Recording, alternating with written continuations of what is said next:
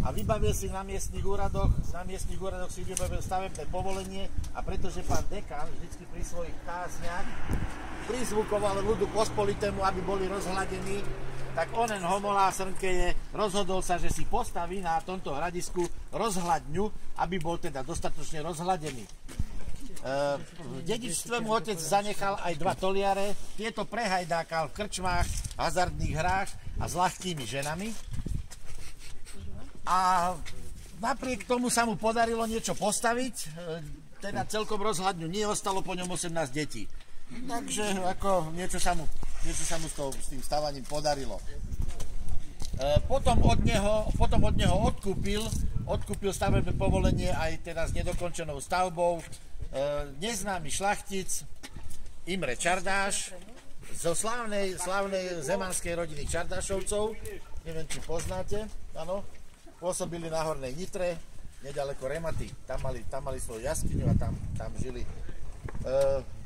Imre Andráši sa dožil pekného veku, narodil sa v roku 1417, zomrel v roku 1596 ako starý mládenec.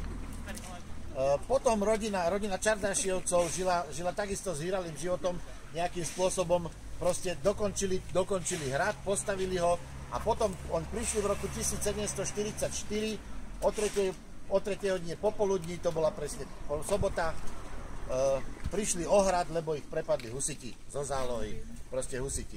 Husiti potom sídlili na hrade asi 40 rokov, vytvorili sa tam 2 frakcie týchto husitov, boli to husiti a kačiti, zanechali nám ako dedičstvo husacie hody, kačacie hody, husaciu mas, kačaciu pečienku a dodnes stále je otázne, že čo je lepšie.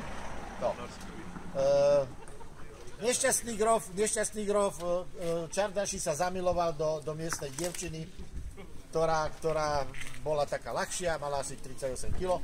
Zamiloval sa do nej, ona sa otehotnila jedného času a potom podľa toho, čo píše vo svojich análoch, čo píše Peter Pavol Diviaký, známy záhadológ, urológ, gynekológ a kinológ, píše, že táto dievčina sa za sebe vraždila tým, že sa zamurovala do hradnej veže a prebýva tam dodnes.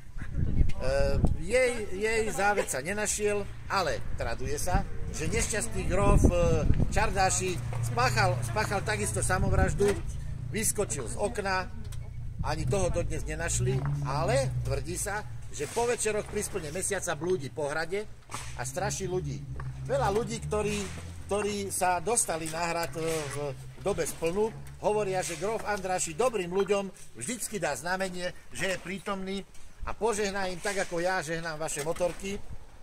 A preto zároveň, že sme sa tu zišli toľkí dobrí ľudia a že uznávame určité hodnoty, verím tomu, že na moje požiadanie duch grofa Andrášiho zíde z tamtoho oného, príde sem a že nám teda dá znamenie. Takže poprosím v mene vás a mene ostatných, grof Andráši, ak si tu a je tu tvoj duch, daj nám znamenie.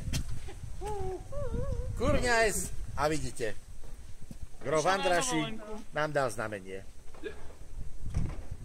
Takže je to pravda, všetko toto, čo som vám povedal, je pravda, pravda pravdúca, a keď to není pravda, tak nech sa na tomto mieste prepadnem do západného Nemecka. Priatelia, máme krásny deň, toto, chceš to vypiť, more? Kde? Avarde, more. Čo ty nepiješ, ty? Takže toľko toho histórii hradu. Áno, všetko toto som sa dozvedel z tých kanálov, ktoré, akože som vám povedal, Peter Pavol Diviaký spísal a založil dovie kde.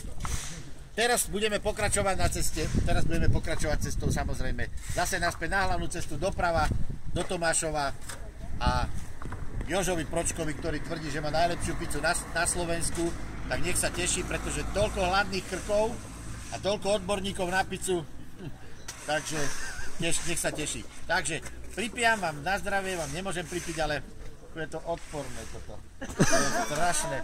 Viete si predstaviť, pani, toto musíme piť. Vy doma nemáte troška jablčkovice, že by ste nám... A keby ste nám tak 2 deci...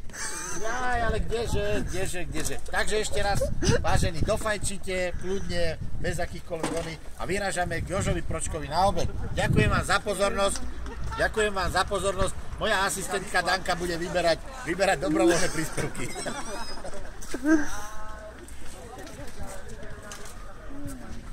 Toto nikto nepije.